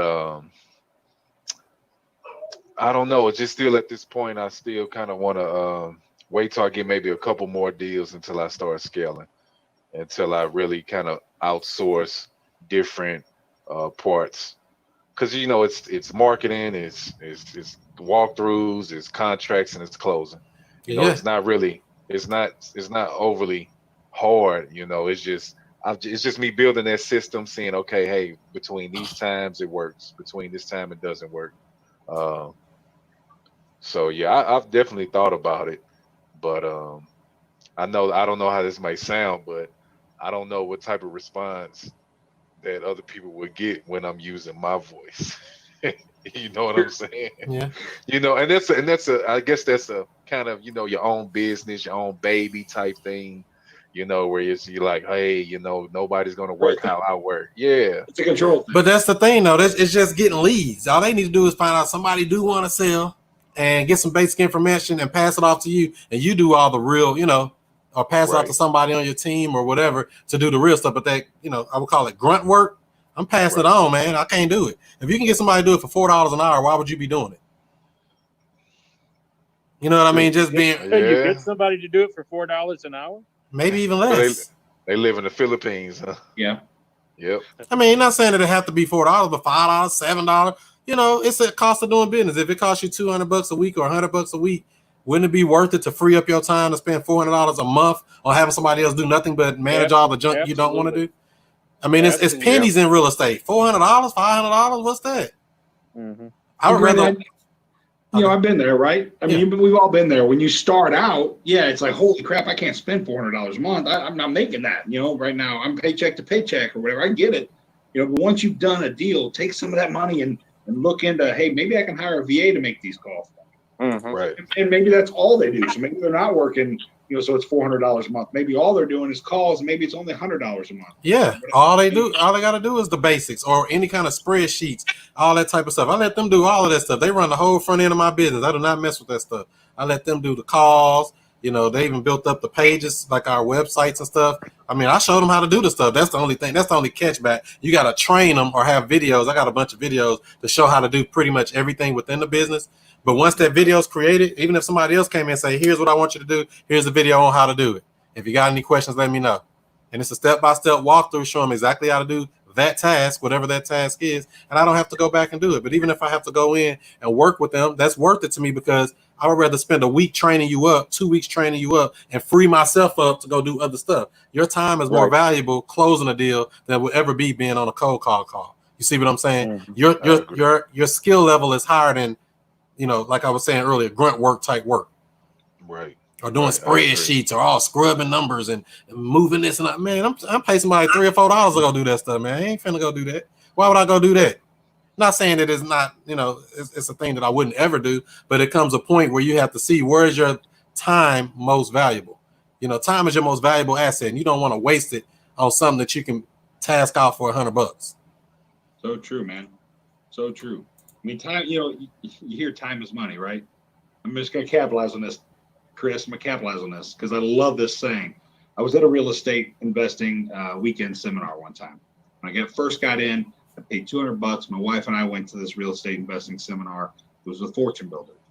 And it was actually, this was back in the day when they were still having some of their guys, like the real guys coming. So, they actually had one of the guys from the show actually did the weekend seminar, right? It wasn't one of the guys they hired, So anyway, and he was telling us the story, whether it was a made up story or it's a real story. He was talking about his grandpa, right? And how, he and his grandpa were really close, and his grandpa got sick, and that was a big reason why he got into real estate, so he would have more money to help with the care of his grandpa and stuff like that even. And he's like, you hear all the time is money, time is money, time is money. But time isn't money. Time is everything. Time is everything, because what would you spend, what would you pay to get a little more time to spend with a deceased loved one or whatever? Time is everything. Or to spend time with your family, or to travel, or do all the things you ever want to do in life. You don't want to waste your time, because Father Time catch everybody. I got a little gray hair coming in right there. What you talking about? Father Time will get you in the end, and you'll look back. And that's the only thing I think about with this real estate stuff. I should have been doing this 10 years ago. How long have you guys been doing it? I flipped my first house in 2006, but then I took a little break when everything broke down and crashed, and got back in it. 2013 is when we formed our business. So 7 years now. I actually closed my very first wholesale deal August of 2018. I went on and closed 17 wholesale deals in my first year. And then, like I said, I got about 10 houses already. And I just hit my 2-year mark. I just hit my 2-year anniversary, I think about a week ago or something like that. So 2 years strong, 10 houses strong, coming in, bring them on home. So it could be done. And I feel like I haven't done enough, because it's a lot of deals that fell off, that didn't fall, didn't go through, or I didn't follow up. I lost a lot of deals from failing to follow up. I mean, I'm going to raise my hand on that one. You caught me. Failing to follow up is my biggest weakness. And that's why I try to use software, systems, other people, VAs, whatever I can to keep me on track, because I know what I'm strong at. And I know what I'm not good at. If I know I'm not good at it, get somebody that is good at it and let them do it. Let them do it better than me. I want them to be better than me on the phone. For all I care, be great. If you don't enjoy it or have time to do it, have somebody else do it. Exactly. And that's why I asked, do you like cold calling? That was the reason I really asked it. Right. I mean, no. Honestly, I don't. But I mean, I don't look at it as something I don't enjoy. I look at it as part of my business. It's something that needs to be done. So, man, I've had so many jobs for so many different owners, and I mean, I've worked hand in hand with the owners. I mean, I've learned so much from these owners, and it's gotten me to this position, to where it's like, if I can work just as hard for you, then I can work even harder for myself. Please do. And I do. So when I get up in the morning, I'm elated you know, to the sense, because it's not, well, oh, I got to make a cold call. It's no, I have the freedom to produce in my own company, to invest in myself and to my family. So eventually, yes, Chris, I will definitely outsource cold calling, um, every point of wholesaling. And then if we get into flips, or if we get into the creative financing, and honestly, that's something I honestly want to talk to you about, is the creative financing side, because I find it very interesting, how you can market certain deals or structure certain deals to where you don't have any equity in the beginning, or any sweat equity, any type of equity I'm in the sorry, I beginning. didn't add in to those 10 houses. Guess how much money I got tied up in them? Let me guess, it rounds with hero. A goose egg. How could forget buying a house? Get paid to take the house. House, right? That's powerful. I don't even That feel right is. coming out my lips. But it's reality, you know. So it seems like it's not Yeah, real, but it's real. right. We got a couple of questions over here on the stream. We got time for a couple questions. Yeah, man. All right, let's see. They over here having a good time. Let's see what we got here. Dingy over here on YouTube says, "Are you using a dialer? If so, is it a single line?" I guess that's for you, Orlando. Yes, I am using a dialer. I'm using Call Tools, and it's a power dialer and it's a predictive dialer. So what I do is I've integrated it with Podio, to where when I get new leads, or if I get some new information, I force Podio to update that information. That way I'm not copy and pasting. But yes, I do. I use Call Tools. Cool. Okay, cool. What about you, Rich? You using something? I use so depends if I'm doing ringless voicemail, because I'll do ringless voicemail on my on before I start dialing back, calling back, because I don't want to sit and hit 50 no good numbers or whatever. They'll call me and tell me to take me off their list because they're not the right number. I don't know who you're trying to get a hold of or whatever. So I use a service called Drop to do my ringless voicemails. They're super cheap and pretty good. I've had pretty good success with that. So I've also got I'm not trying to sell anything on the side. I'm saying if you're interested in that and you want to check it out, let me know. I can send you like a whatever code to get you a special rate. So let me know if you're interested. Again, I'm not selling anything. Yes, you are selling it, Rich, and I'm gonna let you sell it. We All want right, to well, help forget it. people Never out. mind. It ain't even about selling. We want to let these people know about these good tools. If they're working, they can That's try it right. for themselves. That's It's not that Yep. you made them do it, and then hey, you can check Right. it out. If it works, it works. If it don't, Yeah. it don't. It ain't no biggie. Ain't nothing wrong with selling something. No, I know. But I just like that's part of the thing, and trying to get people out here. yeah, Say, hey, join our group. We don't sell anything. We don't upsell. We don't get you to join a mentorship. yeah. We don't. Well, we We're don't. not- I mean, but it's still, we want to help people out though, because it's a lot of services, and that's why I always ask people: is it working for you? Is it bad? Is it good? What's the upside, the downside, and all that? What about you, Mike, or what was it, Mark? What was your name? Mark. Mark. Yeah. What are you using for dialing? We're just signing up with Dream Machine. I don't know how it's going to work. I don't know what to expect. Your idea of paying someone to do it, and I would imagine that they would probably be a little more motivated if I gave them a base pay and then a special commission when we did get a house. I guess kind of like a little bonus if they actually turn out getting a house for us or giving us a lead that we can actually get one. But I think that's a great idea. Now these, because I'm telling you right now, when it comes to cold calling, I'm not the guy. Yeah, at least you know your strength. Yeah. Right, and I do, and I really do. And that's not, man. I don't want to be on the phone. I want to be out, trying to work and get something going. So, yeah, I definitely, if we do that, we probably will work some kind of deal with one or two people that would call. Makes sense. And yeah, so I've used Call Tools before. We canceled it. We're using something else called IQ Dial. So we do calls, texts, emails, all that stuff within the same thing. In fact, there's a whole list of all the services I recommend at wokerealestate.com. Everything that I use in miles and all that type of stuff too as well on some of them. So that's what I always, I share all the stuff that I use. So people say, what do you use for this? This is what I use. You can try it out. If it works, it works. If it don't, it don't. Don't blame me. I just, It wasn't, I got pay Chris $99 a month and you get all these tools. That's a difference. Exactly. So yeah, everything I use is at wokerealestate.com. Lucy got a question for you, Rich. Oh yeah. She says, Rich, what has been your experience with PropStream? Would you guys suggest a person hire a VA right away or just drive for dollars and cold call on their own? I use a competitor software called RealFlow. It's not, and I'm very interested in trying PropStream. I'll be honest with you, I haven't yet.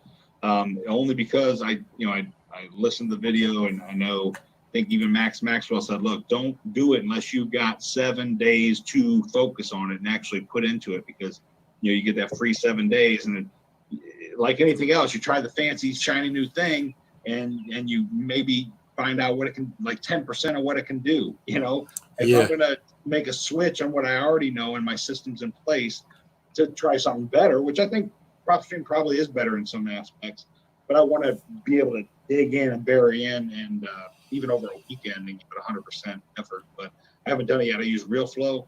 I like it. And then what was the second part of that question? I'm sorry. I was asking, would you suggest person getting a VA early on or focus more on cold calling and driving for dollars if they're just kind of starting?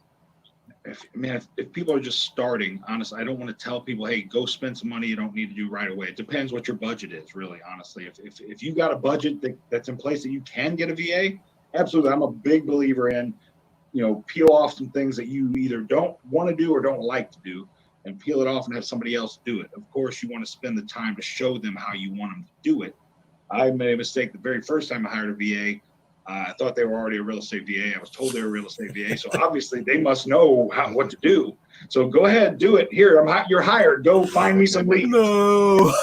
So that was not the case at all. So lesson learned, don't do it that way. Make sure you know what you want them to do. And like Chris said, he's got training videos. If it's not a training video, write it down. If nothing else, handwriting. Even if they'll figure out your chicken scratch. If they can't, they'll ask you. But if nothing else, write it down. Like, here's what you do when I get a return postcard and I send it to you. I want you to do step 1, go to the obituary. Step 2, do the whatever, and write out exactly what you want them to do if you're going to hire a VA. But if your budget is so that you can hire one now, absolutely, even when you're starting out, have them do things for you. Otherwise, I for what Orlando's doing, if nothing else, and I still make calls myself sometimes when I'm not doing ringless voicemails, is that what you can do yourself, you will learn from. You're going to pay for it one way or the other. You're either going to pay somebody to make the calls, or you're going to pay for it in time and maybe blood and sweat too. And a tear. And tears. And tears, yeah. Yeah. So you're going to pay for it one way or the other. Just you got the money to do it, or you have the time to do it. Guys, I've only got about 2% on my wife's phone here, but and then if I go in there, the grandkids are making so much noise. So drop something heavy on them, Mark, before you leave. Drop something heavy on them. Drop something heavy on them. Yeah. Are you guys? On everybody. The community. Anybody got any properties? Anybody got any properties I can look at tomorrow? Yes. There you go. Okay. All right. Yes. Oh, put your name and phone number stuff in the chat, and Rich will get all our contact information connected. Yeah, put your name, phone number, and email in the chat here, and I'll make sure everybody on the call gets it. Yeah, That's one of the benefits of joining us on the Zoom is you get everybody's info that's on the Zoom. That's right. I appreciate you guys. I'll be a little more prepared this next time. This is the first time I've ever. Hey, I do have a complaint, Rich. Okay. Hey, you got to use some kind of different software than you use, man. This makes me look old and fat. I'm glad you asked. I do upsell Zoom, filters. Zoom you upsell them. Oh man. Okay. Well, thank you guys. It's nice meeting you, and I'll follow up. Thank you guys. All right. Have a good one. See you in 2 weeks. Thanks, Mark. Okay. Yeah. Bye. 2 weeks, or even next, if you got time during the day, next Tuesday, we're going to have our Hootie's House Buyers Club between 11:30 a.m. and 1:30 p.m. It'll be the same type of thing. If you already registered once before, you're going to get that email with an invite. So if not, stlviplist.com. I look forward to that. All right. Thanks, guys. That's right. That's the website. Thank you, Mark. stlviplist.com if you want to get on a notification. Okay. All right. Have a good day.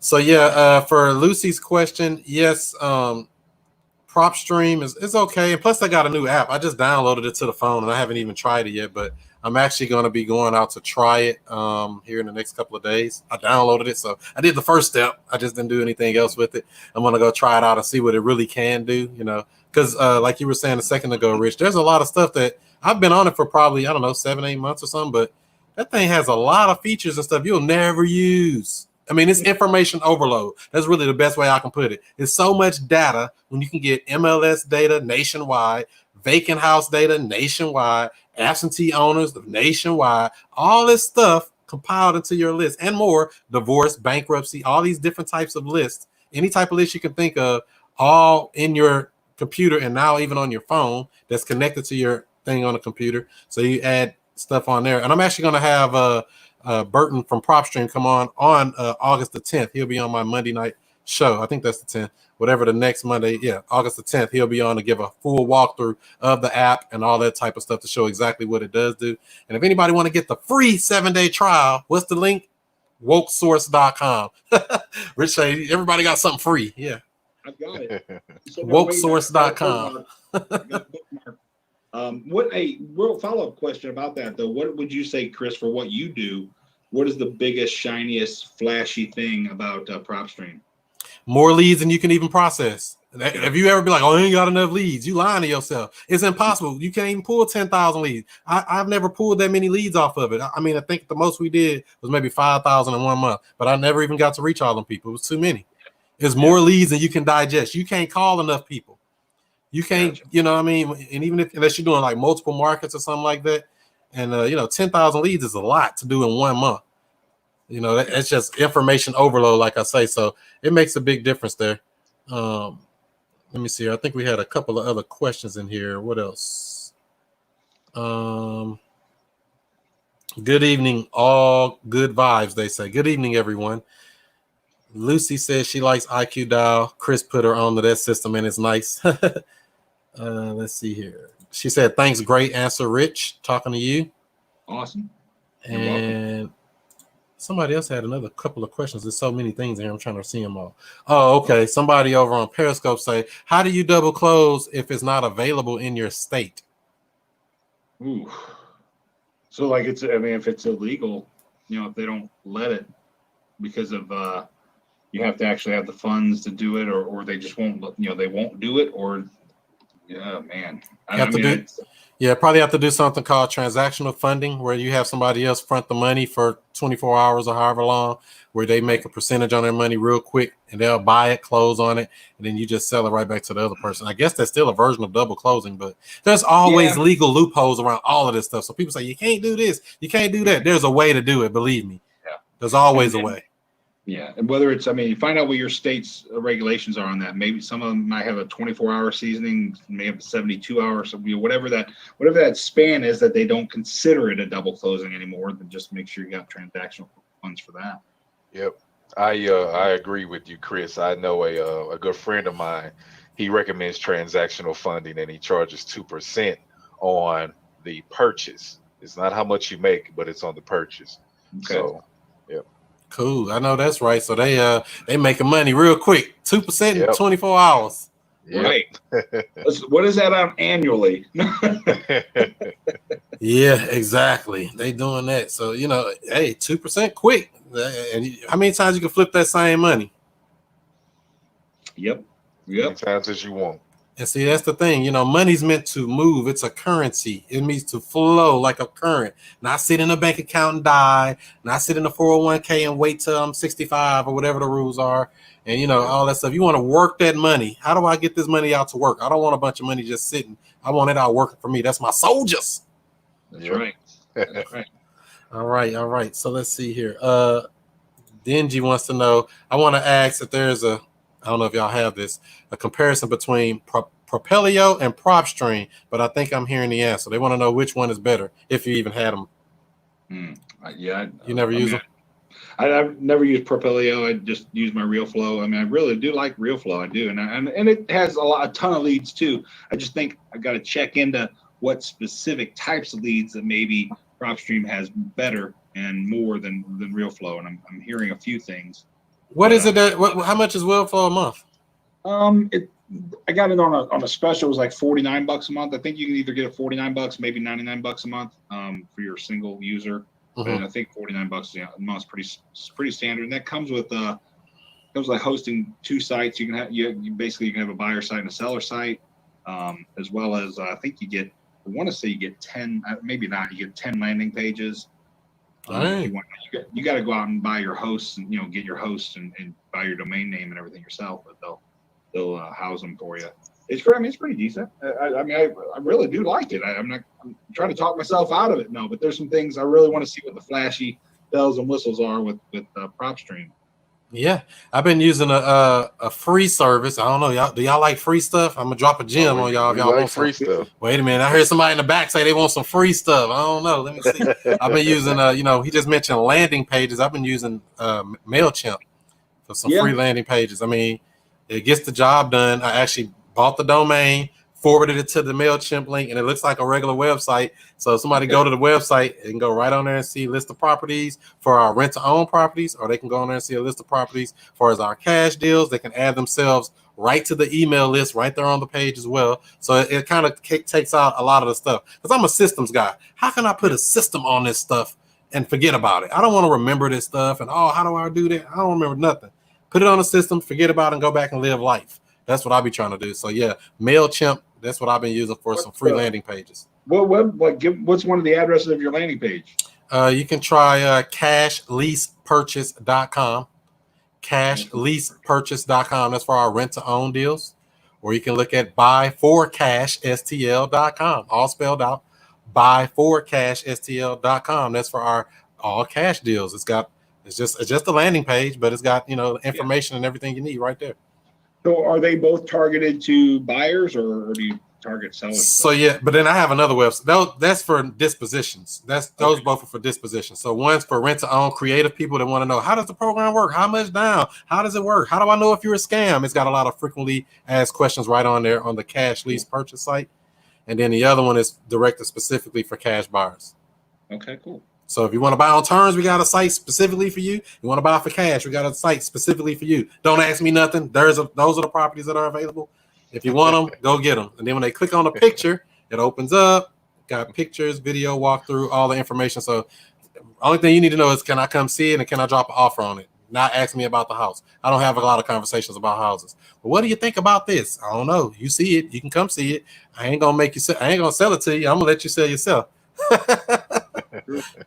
True. So, that's what I do. What are you using for that? You said you're using RealFlow for the two things, or what is it? Yeah, I got a buyer site and a seller site.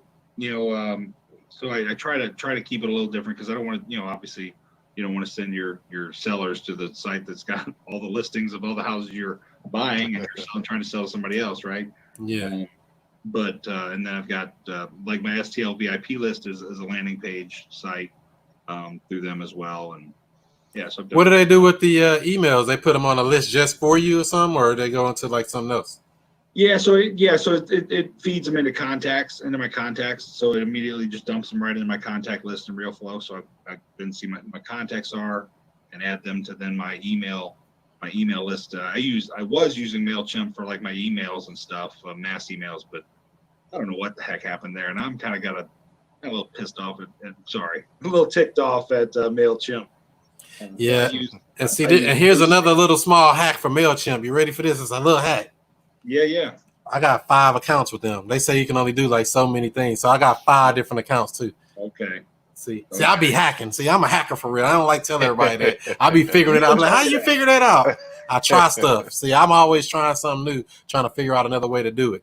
You told me that too whenever I told you the first time I had that problem. You're like, make another account. I was like, no, that's when I was like, no, screw that, man. Right, so right. I use Moose End right now. It does basically the same thing. And what are you using, Orlando? For like, you doing anything as far as emails and stuff like that, or? No, not at the moment. But actually, with PropStream, I've used it as a landing page. I kind of finagled it a little bit. I used the pictures, and I used as a marketing tool for my buyers. So I said, hey, you go to this page right here, and then it gives you your own website. And then I put my asking price, ARVs, everything, the pictures, the links. That way you ain't gotta. I don't have to keep giving it to you in the email. Hey, go to this landing page. You see the pictures. You see what I'm asking. You see what it's about. This ARV. So I kind of tweak PropStream a little bit in that manner. So wait a minute. So you saying they go to a link and it's connected to PropStream? Yeah. So they have landing pages there too? I didn't even know. Yeah, they do. Damn. They do. See, I didn't even know they had landing pages on PropStream. I don't even and then use it lets you know how many people have landed on the page, and it's once they put in their information, it goes straight to your email. Right. That's what somebody else just said in the comments. Ooh, PropStream has landing pages. Yeah. Nice. Can you get, like, when somebody puts in their stuff, you get an email, and like, can you set it up so you get a text message too? I'm not sure. I'm not sure. And I've only done it with one property. Okay. That was a property that I had in Tower Grove. Gotcha. And I just put the pictures. You can change the font. You can Oh, change the color. You can change it to make it as presentable as you want to. Nice. And I did that, and the link, they put in their information if they're interested. I gave them a phone number, and it all shoots back to my email, so I know who's interested and who's not. Right. Yeah, because that's what I did with the like I said, that cash site. That's just a landing page, but it got multiple properties on there. Like it got some residential deals, a couple of commercial deals, and even on the top it say add your name and email address if you want to be notified for more. And then I don't have to do nothing. It just adds up people organically over time. If they want to be notified, good. If you don't, then don't. It ain't no biggie to me. Yep. Cool. Yep. I know that's right. So let me see here. I think let me see if we had any other questions on here. He said, I'm sold. So yeah, if you want to try out PropStream for free, go get the free 7-day trial at wokesource.com.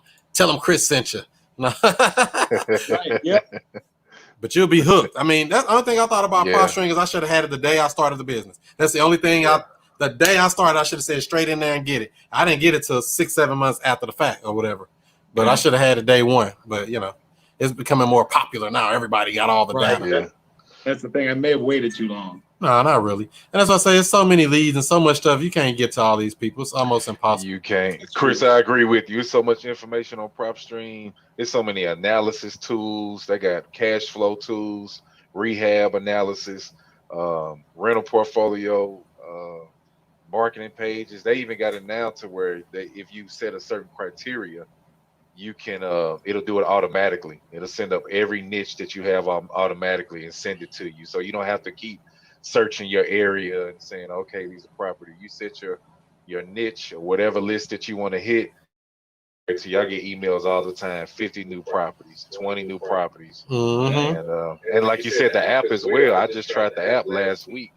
I think it still needs a little bit of work. They always do. You would think that, Yeah. I use it on an Android, so it may be work better on the Apple. But it works good. You can use it for driving for dollars. It tracks your driving. But I still haven't really dove too deep into it. But I like it. I like it. It gives me my comps. What does that run in a month? I'm just curious. It runs 97. Yeah, it's $97 a month. That's what I say. It's $100. I mean, when you think about it, it's $1,200 a year. I mean, how much more stuff? I mean, with that much data, where you never have. I used to buy one list for $500 or $600. I bought lists for that back in the day, from List Source and all of them. I bought lists. Like, damn, that list was high, and they charge you per person and all that. Nah, it ain't none of that over here. You can pull as many as you can handle almost. In multiple markets. You can say, I want to be in Kansas City, I want to be in Texas, I want to be wherever I want to be, and you can go there. Let me ask you one quick question about it, because the like Real Flow, you can get to probate leads even, but you got to pay more for them separate. That's the only kind of lead that you got to pay extra for. All the other kind of leads, it's just if you want absentee, vacancy, or whatever, that's fine. Is there a filter for probates? I'm not sure if it's an actual probate in there, but I believe, you can get some, but I don't know if it's actually in there or not.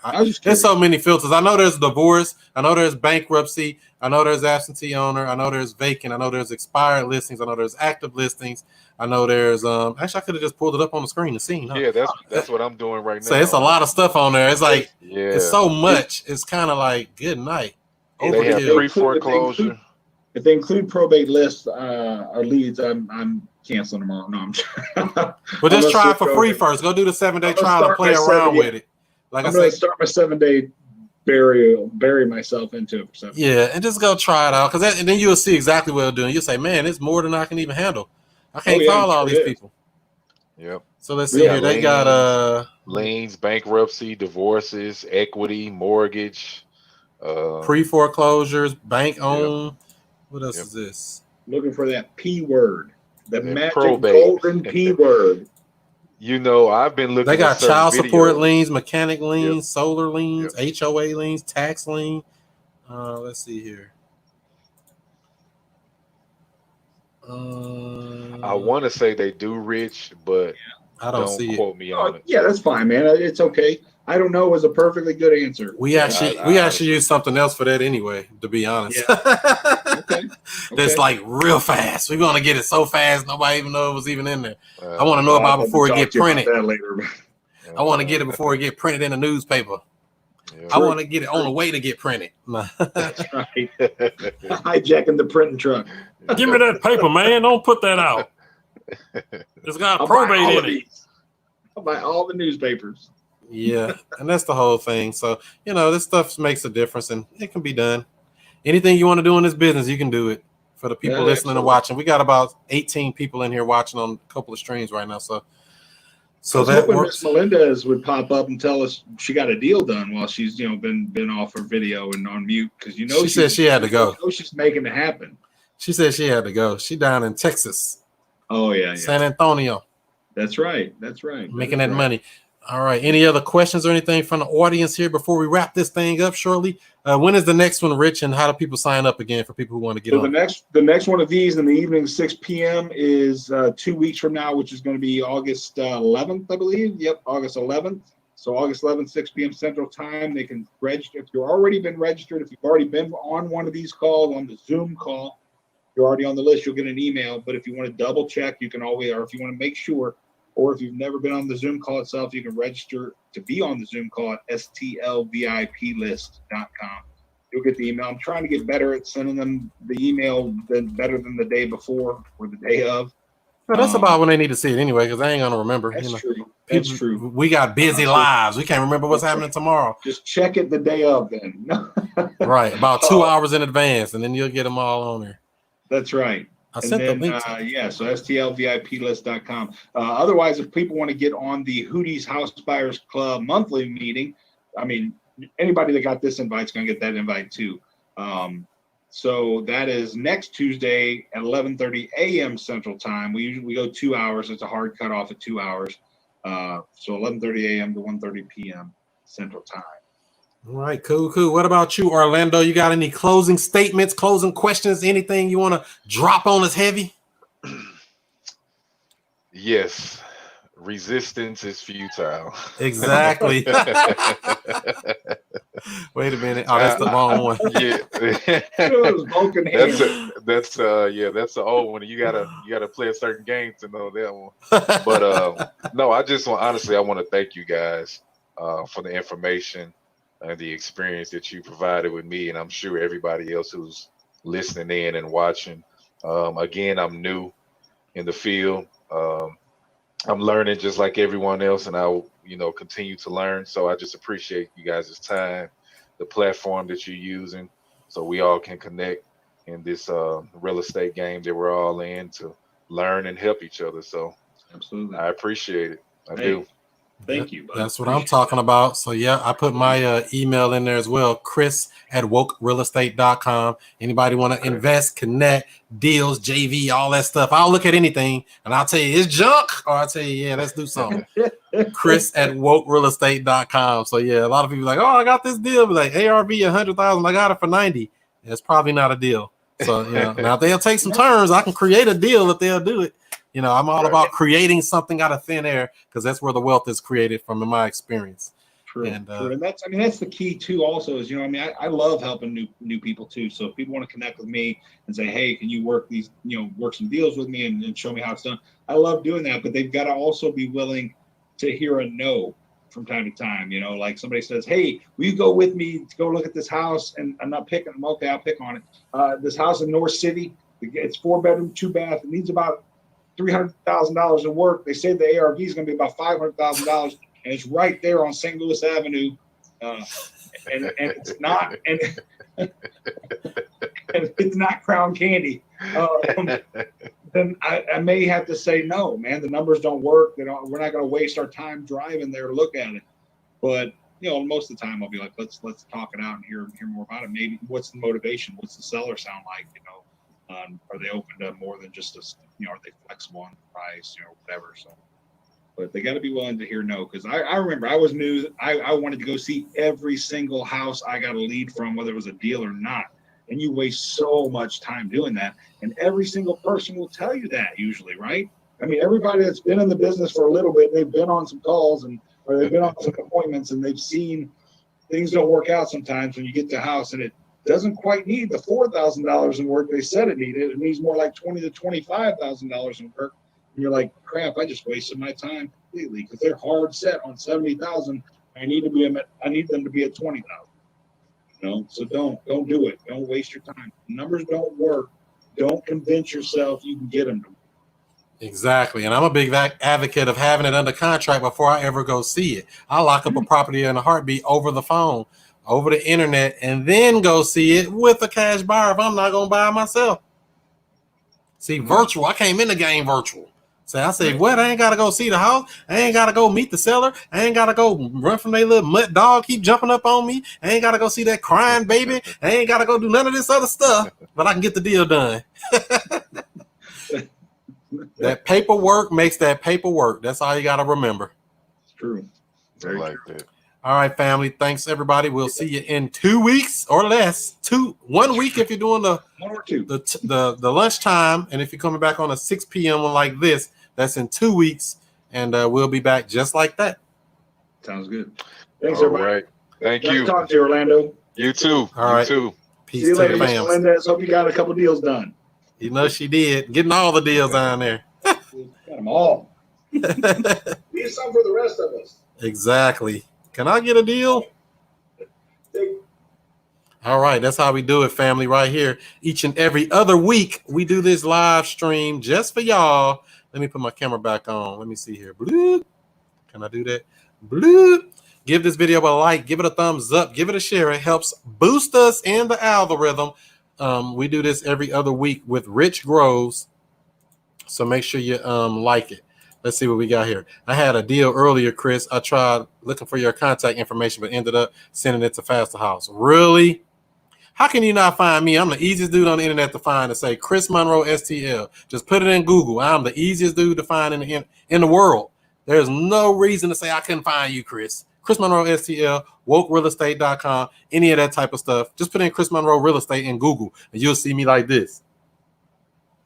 It's no excuse. There's no excuse. Looking for your contact information. I'm not that hard to find. But Chris Monroe STL on all social media if you're ever looking for me. So I'm not going to be that difficult to find for the next one. If it's a real deal, definitely can work it out. So that works. Any other questions, comments, concerns before I roll? Don't forget this video is being brought to you by WokeSkipTracing.com, your #1 source for all of your skip tracing needs. And so you say LOL. Exactly. I'm like, what the heck? Come on, man. Send it to me. Don't be sending no deal out there. What's wrong with you, man? Let me get that in. What up, homie? Whoever that is, I can't see you. You got to hit that description down. There's a link down in the bottom of the description there to say who you are, and it shows your face. It just gives permission for them to show your name on here. The last bottom link at the bottom of the description here, all the way at the bottom. But what up with you either way? And don't forget, we'll be going live this Monday night. Who we on with this week? We're on with Chris Bruce, Detroit mogul on Instagram, talking about how to flip real estate virtually. He's been in the game, I believe, over 10 years. He's been in the game for a minute. So we definitely want to come in and pick the brains of the veterans of the game so we can actually know the game, so we can flow the game. So that's Monday, August 3rd, 8 p.m. Eastern time, 7 o'clock Central. Make sure you're tuned in for that. That's with Chris Bruce on that one. The following week, we'll be on, like I said, August the 10th. We're going to be on streaming, talking about a new app that's out on the phones, and it'll help you out with all your stuff. And we'll be doing that with Burton. Check that out. And then also don't forget to join the free Facebook group, Woke Real Estate Investors on Facebook, talking about subject 2, talking about lease options, talking about seller financing and so much more. That's the Woke Real Estate Investing Group on Facebook. And if you're looking for contracts, cool gear, or coaching, all that and more is available at wokerealestate.com. Go on there and check it out. Over 200 free real estate videos so you can learn everything from the rooter to the tutor in regards to real estate. That's wokerealestate.com. The following week, we'll be on with Antoine on August 17th. August 17th, 8 o'clock Eastern, 7 o'clock Central. We're on with Antoine Campbell. He does a lot of good deals as well. I think he's in 5 or 6 markets on the East Coast doing deals virtually, wholesaling, and multiple markets. And he's good with the VAs and stuff too. So we definitely want to bring that brother on and see how we can connect and get some more checks. All right. If you ever want to be notified of these Monday night live streams, all you have to do is text JV to 31996. Text JV to 31996. That'll get you the joint venture agreement that works with wholesalers, real estate agents, and other real estate investors. And you'll be put on the notification squad so you'll know when we're going live. Just text JV to 31996. All right. So I appreciate each and every one of you. Like I said, follow me on all social media outlets at Chris Monroe STL. That's Snapchat, that's Twitter, that's Instagram, that's Facebook, that's YouTube. Don't forget the YouTube with over 200 free real estate training videos to learn everything. Chris Monroe STL. Simple as that. Google it. Be Googleable. All right. So do what you do. Be who you be. And I'll see you before you see me.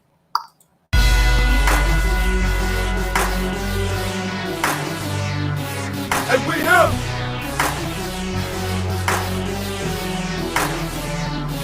and we have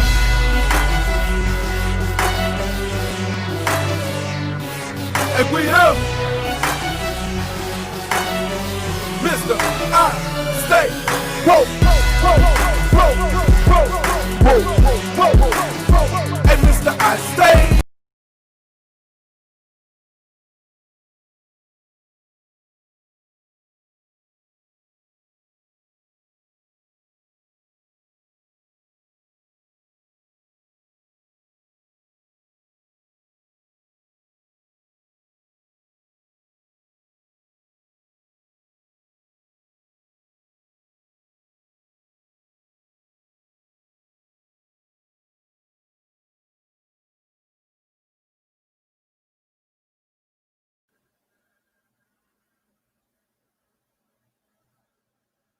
Today's broadcast is being brought to you by WokeSkipTracing.com. Look up phone numbers and email addresses with ease, with pricing as low as only 15 cents per match. Not per search, per match.